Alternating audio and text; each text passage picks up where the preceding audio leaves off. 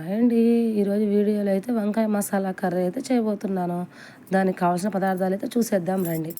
1 cup శనగపల్లీలు, 1 cup కొబ్బరి, 2 స్పూన్ల ధనియాలు, 1 స్పూన్ జీలకర్ర, చిన్న అల్లం ముక్క, 7 నుంచి 8 వరకు వెల్లుల్లిపాయలు అయితే పొట్టు తీసి అయితే పక్కన పెట్టుకోవాలి.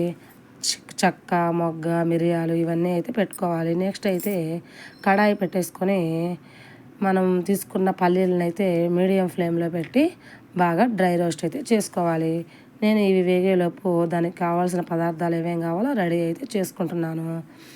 ఈ వేసిన పల్లీలు హాఫ్ బాగా వేగాక మనం తీసుకున్న చెక్క, మొగ్గ, మిరియాలు, 2 స్పూన్ల ధనియాలు వేసుకొని అవి కొంచెం వేడయ్యాక జీలకర్ర కానీ తీసుకొని డ్రై రోస్ట్ అయితే చేసుకున్నాక లాస్ట్లో అంతా వేగిపోయాయండి.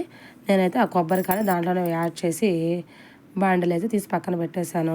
నేనైతే గ్రేవీ కోసం అయితే 4 టమాటాలు, 2 ఆనియన్స్ అయితే పేస్ట్ అయితే చేసి పక్కన పెట్టుకుంటున్నాను.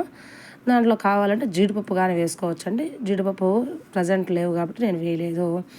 ఇక పేస్ట్ అయితే రెడీ చేసి పక్కన పెట్టుకున్నాను. నేనైతే కూర కుక్కర్లో అయితే చేయబోతున్నానండి. కుక్కర్లో ఎందుకు చేస్తున్నానంటే అది కానీ చెప్తాను. కుక్కర్ అయితే బాగా వేడయ్యాక 2-3 టేబుల్ స్పూన్ల నూనె అయితే బాగా వేసుకొని ఆయిల్ హీట్ అయ్యాక మనం కట్ చేసుకున్న ఆనియన్ ముక్కలు అయితే వేసుకొని బాగా గోల్డెన్ బ్రౌన్ కలర్ వచ్చే వరకు బాగా వేయించుకోవాలండి. కుక్కర్లో చేసుకోవడం వల్ల ఆ వంకాయ ముక్కలు అనేటివి ఈవెన్గా ఉడుకుతాయి. అందుకనేసి నేనైతే కుక్కర్లో చేస్తున్నాను. ఆనియన్స్ వేగేలోపు వంకాయలు అయితే సాల్ట్ వాటర్లో అయితే వేసుకోవాలి వంకాయ ముక్కలని. ఆ సాల్ట్ వాటర్ని ఇంకా వంకాయ ముక్కలు బాగా 2-3 సార్లు వాష్ అయితే పెట్టేసుకోవాలి. ఈలోపు ఆనియన్స్ అయితే వేగిపోయాయి. దాంట్లో 1 స్పూన్ ఆవాలు, 1 స్పూన్ జీలకర్ర, 2 ఎండుమిర్చి అయితే వేసి బాగా వేగిపోయాయండి. తర్వాత నేను రెడీ చేసుకున్న టమాటో ఆనియన్స్ పేస్ట్ని కానీ వేసేసి పచ్చి వాసన పోయే వరకు బాగా అయితే కలబెట్టుకొని వేయించుకోవాలండి.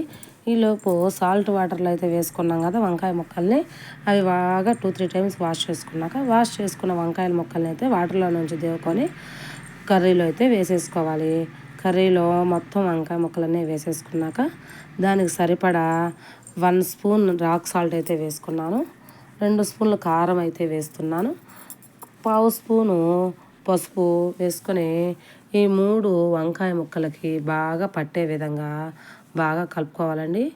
ఈ 3 బాగా కలుపుకున్నాక మనము ముందుగా రెడీ చేసుకున్న వేయించి పెట్టుకున్న మసాలా దినుసులు అనేటివి మిక్సీలో అయితే వేసుకొని బాగా మెత్తగా గ్రైండ్ అయితే చేసి పక్కన పెట్టుకోవాలి. ఇవి పక్కన పెట్టుకున్న తర్వాత ఇవంతా ఈవెన్గా అయితే వంకాయలు అయితే లైట్గా అయితే పావు భాగం అయితే కుక్ అయిపోతాయండి.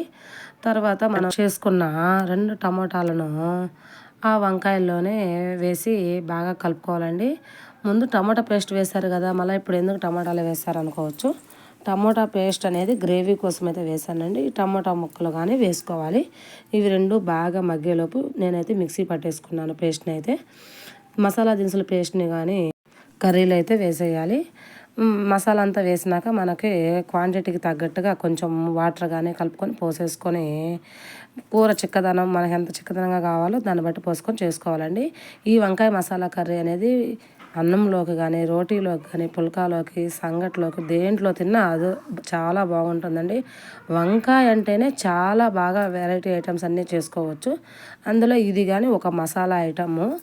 ఈ విధంగా అన్నీ వేసుకొని ఈవెన్గా కలుపుకున్నాక కుక్కర్ అయితే పెట్టేసుకొని 1 విజిల్ వచ్చేటట్టు చూసుకోవాలండి. 1 విజిల్ వస్తే చాలు. ఇంక ఎక్కువ విజిల్స్ వస్తే వంకాయ అయితే ఫుల్గా స్మాష్ అయిపోతుంది. అంతేనండి. 1 విజిల్ వచ్చాక కుక్కర్ మూత తీసేస్తే కూర అయితే రెడీ అయిపోతుంది. ఘుమఘుమలాడే వంకాయ కర్రీ అయితే సూపర్ అండి. Please like and share, subscribe friends.